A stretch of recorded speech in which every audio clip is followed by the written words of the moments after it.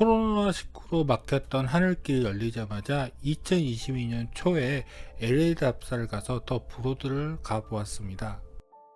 사실 7년 전 브로드가 막 개장 준비를 하는 것을 보고 왔었거든요. 그래서 그때 다시 한번 LA로 답사와 이 건물을 보고 싶었습니다. 그런데 코로나19 때문인지 2022년 겨울 LA의 대부분 미술관이 관람료를 받지 않더라고요. 지금은 어떤지 모르겠고요. 더 브로드의 디자인은 딜러 스코피디오 플러스 램프로가 맡았습니다.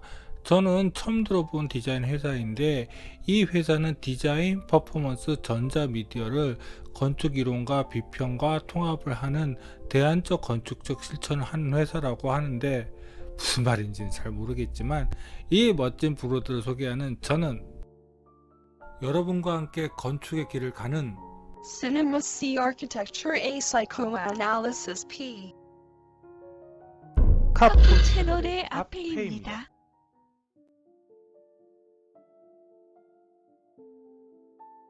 로스앤젤레스는 여러분들도 잘 알다시피 한없이 넓은 미국 서부 중부에 위치하고 있습니다. 그리고 더 브로드는 또 한없이 넓은 로스앤젤레스 도심지에 위치하고 있지요. 그런데 2015년 갔을 때 여기가 좀 횡했는데 2020년 가보니 땅을 다 채웠더라고요. 자, 저기 들어가 보시면 저기 바로 보이는 게 더 브로드입니다.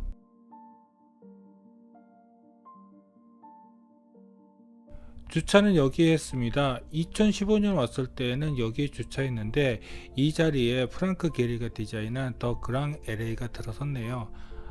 브로드 바로 옆에는 게리가 디자인한 월트 디즈니 콘서트 홀이 있습니다. 더 브로드 답사 때 같이 하시면 좋습니다. 더 브로드 앞의 도로를 사우스 그랑 에비뉴라고 하던데요. 더 브로드 길 건너편에도 미술관이 하나 있습니다. 더 뮤지엄 오브 컨템포러리 아트 그란 아비뉴라고 하는데 건축가는 아라타 이수사키입니다. 자, 이 건물이 바로 더 브로드입니다. 너무 단순하지요? 하지만 그 단순함 속에 또 복잡함이 있습니다. 그 복잡함은 바로 저 외부 파사드를 채운 비정형의 패턴들이며 그러면서 단순해 보이는 것은 저 움푹 들어간 외벽 파사드이겠죠? 이것이 바로 미니멀리즘 건축이 추구하는 아름다움이겠죠. 단순함 속에서 복잡함이 있는 것이요. 그 조건을 완벽하게 충족시키는 바람이 더 브로드라고 생각합니다. 더 브로드는 정면 양쪽에 모서리가 이렇게 사선으로 들려 있습니다. 저쪽은 바로 정문이고요. 저 옆에 월트 디즈니 콘서트 홀이 살짝 보이네요. 이쪽은 월트 디즈니 콘서트 홀의 바로 옆 도로입니다. 정면의 외부 파사드와 달리 측면은 일부만 이렇게 파사드에 구멍이 나 있습니다. 후면은 전체 파사드가 다 이렇게 구멍이 닫혀 있습니다. 이 패턴을 참 잘 사용한 것 같습니다. 제가 갔을 때는 코로나 기간이라 바로 정문으로 들어가지 못하게 했습니다. 저렇게 정문의 반대편에서 코로나19 음성 확인서와 백신 접종 확인서를 먼저 검사하게 했죠. 줄 서서 기다리는 덕분에 또 정면 파사드 내부를 이렇게 살펴볼 수 있었지요. 그런데 이 외벽 파사드 무게가 가벼운 재료인가 봐요. 연결 구조체가 정말 많이 없네요. 이 모서리 천장에서도 건물의 본체와 외부 파사드가 분리되어 있는 것을 이렇게 확인할 수 있습니다. 여기 도르벤 볼라드가 특이합니다. 처음에는 여기 무슨 지하 천창 같은 것이라도 있는 줄 알고 살펴봤는데 정말 볼라드이더라고요. 조금 아쉬운 것은 이렇게 멋진 외관을 가지고 있는데 여기 알루미늄 바가 있는 정문은 좀...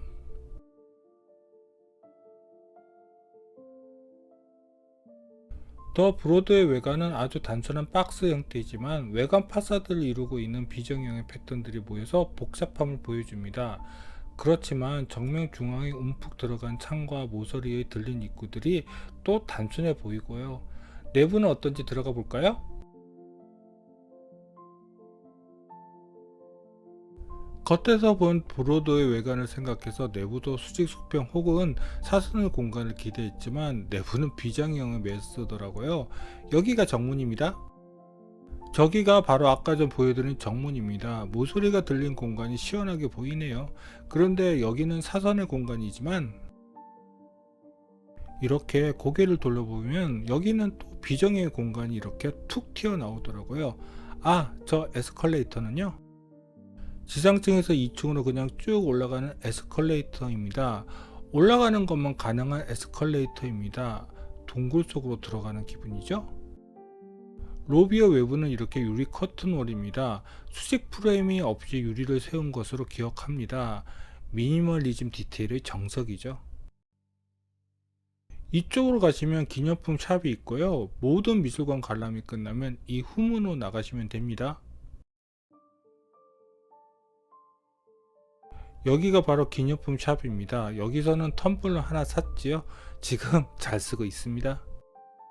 기념품 샵 전시대는 비정형의 벽에 가구 배치가 힘든 점을 용케 잘 피했습니다. 그리고 기념품 샵 바로 옆에는 2층 전시장을 다 보고 내려오는 계단이 이렇게 위치하고 있습니다. 여기는 좀 이따가 올라가 보겠습니다. 자, 그럼 지상층 전시장으로 가볼까요? 지상층 전시장 입구는 여기입니다. 아까 전 보여드린 계단 옆이 바로 지상층 전시장 입구입니다. 전시장은 저쪽이고 저기는 엘리베이터이며 이쪽으로 가시면 화장실이 나옵니다. 그리고 이쪽으로 돌아가셔도 공간이 나옵니다. 바로 여기입니다. 이 공간 안쪽에 무엇이 있는가 궁금했지만 보다시피 들어갈 수 없습니다. 전시장 입구에서 로비 쪽을 바라본 것입니다. 로비 공간을 채우고 있는 비정형 벽체들의 재료는 콘크리트가 아닙니다. 여기 벽체를 두드려 보니 퉁퉁거리더라고요. 아마 목재나 그와 비슷한 재료로 틀을 만들고 치장 모르타를 바른 것으로 판단됩니다. 이 안쪽의 화장실도 한번 살펴볼까요? 화장실은 이 안쪽으로 돌아 들어가시면 있습니다. 처음에는 이 공간에 화장실이 있는 줄은 몰랐습니다. 입구에는 음수대가 배치되어 있거든요. 그런데 안쪽을 돌아보니 저렇게 문이 있더라고요. 그런데 저게 화장실 문인 줄은 몰랐습니다. 화장실 표시가 없었잖아요. 그런데 1층 화장실을 가보니 저게 화장실 문인 것을 알게 되었습니다. 자, 이제 지상층 전시장으로 들어가 보겠습니다. 평면상으로 이렇게 오픈되어 있지만 실제로는 가벽으로 전시들이 다 쪼개져 있습니다. 그래서 내부 공간을 제대로 설명 못 드리겠고 작품도 너무 많아서 몇 개만 소개하고 끝나겠습니다. 먼저 신디 셔먼의 작품입니다. 이 작가의 작품은 사진을 활용하는 작품입니다. 제가 처음 들어본 작가이지만 그녀의 작품들은 무척 인상적이더라고요. 아, 저만 모르는 것이고 유명한 작가 사진입니다. 신디 셔먼은요. 다음은 라그나르 카르탄슨입니다. 행위예술가의 작품은 제가 별로라서요. 그리고 여기 비디오 퍼포먼스 작품들은 그냥 이렇게 쭉 늘어놓기만 해서요. 좀 전시 방법은 고민해보지. 지상층 전시장에서 가장 인상 깊었던 작품은 엘리엇 헌들리의 더 하이 하우스 로우입니다. 보기에는 평면 작품처럼 보이시지만 사실 입체적인 작품입니다. 현대 미술은 미국이다라는 것을 보여주는 작품입니다. 자, 이제 지상층에서 1층, 한국 기준으로 2층으로 올라가 볼까요? 사실 저는 2층 전시장을 에스컬레이터로 올라가고 계단으로 내려왔습니다. 하지만 층 순서로 소개하기 위해서 이 계단으로 올라가겠습니다. 바로 이 계단이요. 이런 비정형 공간 마음에 듭니다. 좀 올라가서 아래를 내려다 본 것입니다. 외부는 미니멀리즘 스타일인데 내부는 이런 비정형 공간이니 서로가 가진 특징을 더 강하게 만들어주는 것 같네요. 계단은 생각보다 많이 올라가셔야 합니다. 아하, 계단 난간은 벽체에서 떨어져 있네요. 그건 이 벽체가 그만큼 단단한 벽체가 아니라는 이야기겠죠.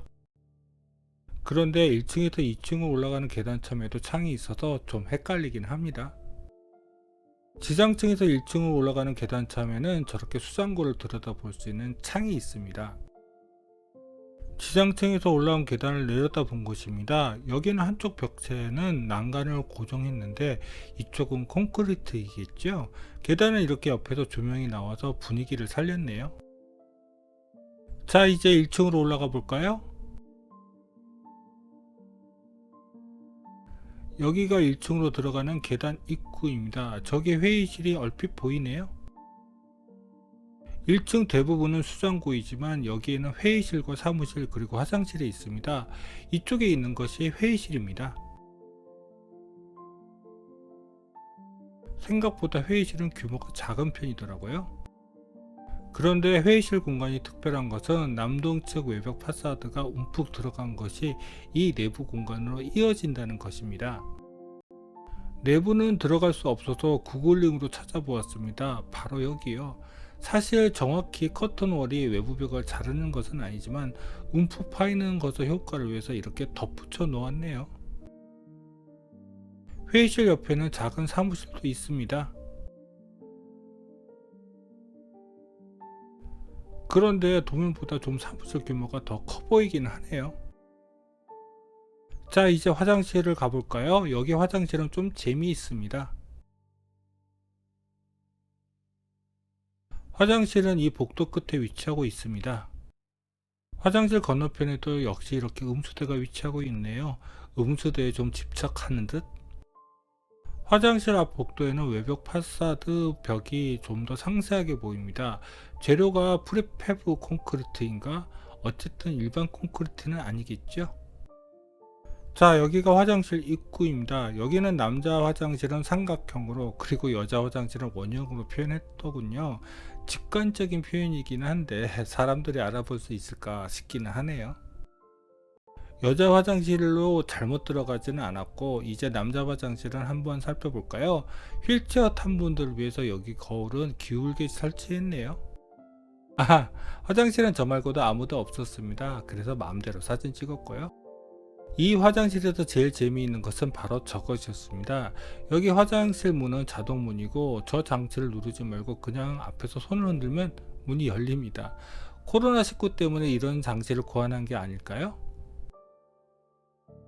자, 이제 1층에서 2층으로 올라가겠습니다. 2층으로 올라가려면 다시 저쪽으로 나와서 이쪽 계단으로 올라가야 합니다. 이 사진은 바로 그 계단을 올라와서 내려다본 곳입니다. 저쪽으로 가면 1층 그리고 이쪽으로 가면 지상층으로 내려가는 계단이 나옵니다.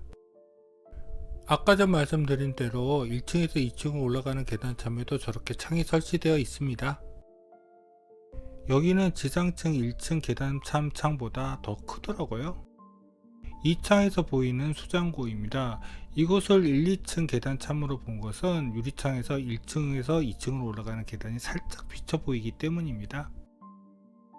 아까 전 계단 참의 반대쪽으로 돌아보시면 2층, 그러니까 한국 기준 3층으로 올라가는 계단이 바로 보입니다. 그 계단을 올라가시면 저렇게 2층 전시장 중앙이 보이실 것입니다. 바로 여기로 나오셔서 2층으로 올라가시는 것입니다. 그런데 사실 순서는 2층 전시장을 다 보고 여기서부터 1층 그리고 지상층으로 내려갔습니다.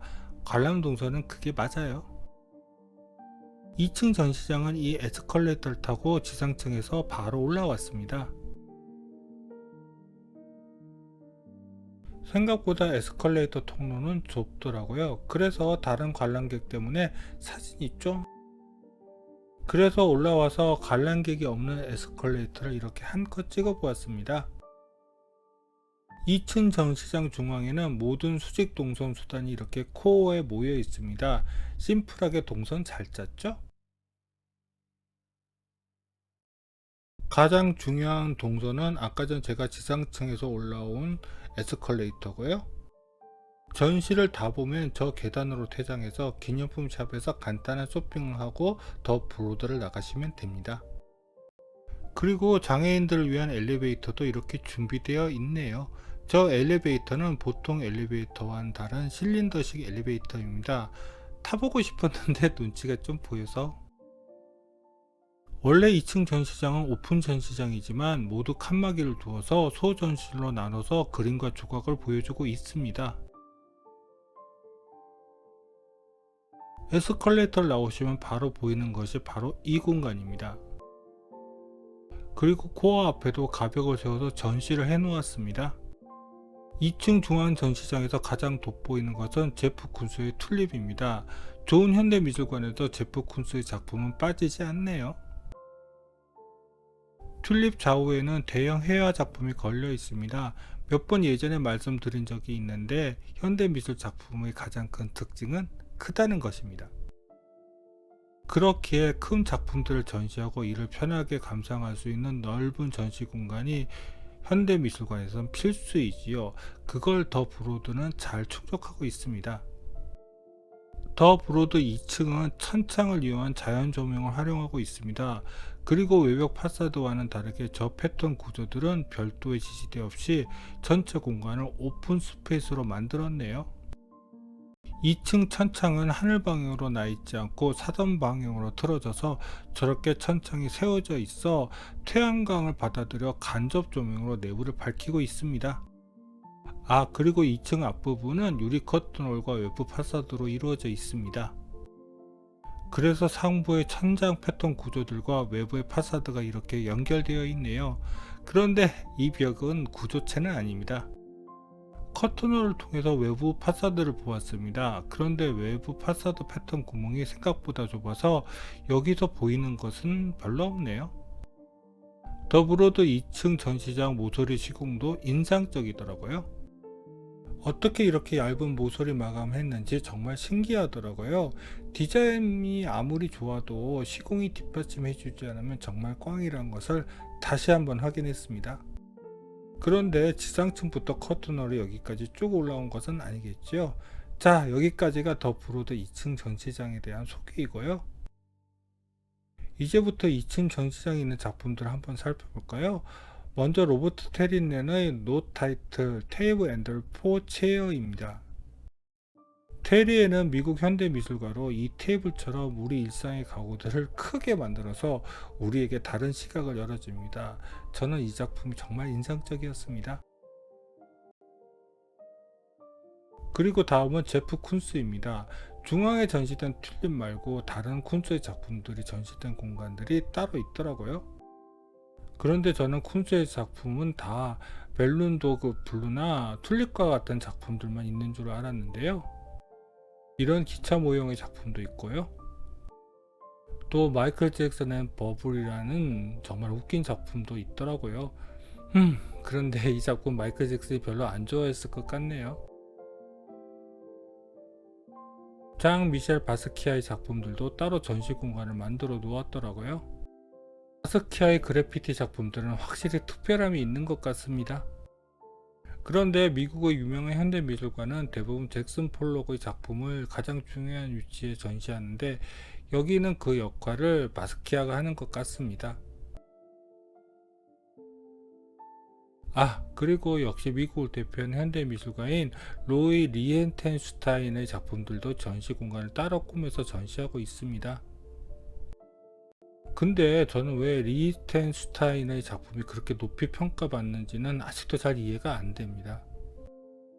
그래도 이 작품들은 정말 신선하네요. 회화보다 저는 이게 더 끌리네요. 이 작품은 로이 리히스타인의 것으로 알고 사진 찍었는데 앤디 오홀의 작품이더라고요. 정말로요? 앤디 오홀이야 작품을 찍어냈으니까 정말 웬만한 세계 유수의 미술관에는 그의 작품들이 다 전시되어 있죠. 그런 의미에서 보자면 예술과 디자인의 경계를 앤디 오홀은 참 잘 넘나든 것 같습니다. 야웨이 쿠사마의 작품도 여기 전시되어 있더라고요. 그런데 이게 무슨 작품이냐고요? 구멍을 들여보면 이런 작품이 나옵니다. 정말 신기하죠?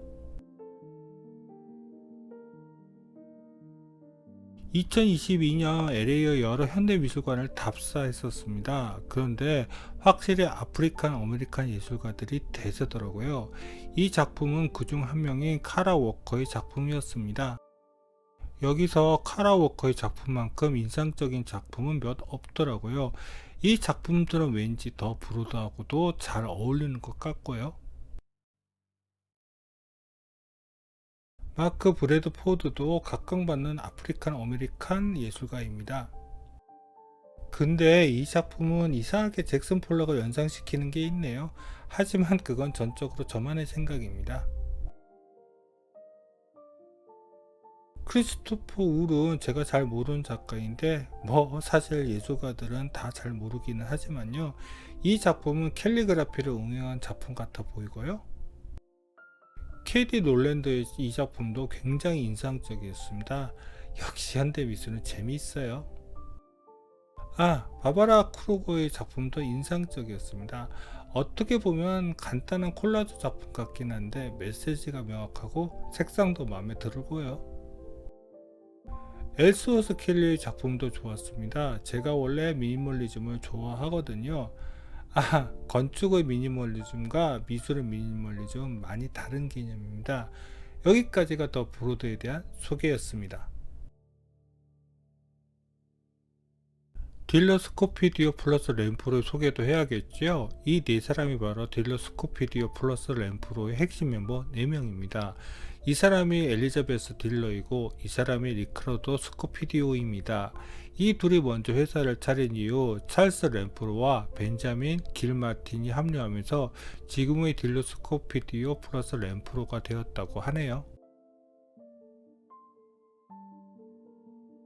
LA를 겨울에 간다고 하니까 아는 분이 진짜 LA는 겨울이 멋있다고 하더라고요. 겨울이라고 해도 반팔 입으면 밤에 약간 썰렁한 정도? 그래서 여기 노숙자 천국일까요? 그럼 구독과 좋아요 부탁드리며 이상 카프 채널의 앞에였습니다.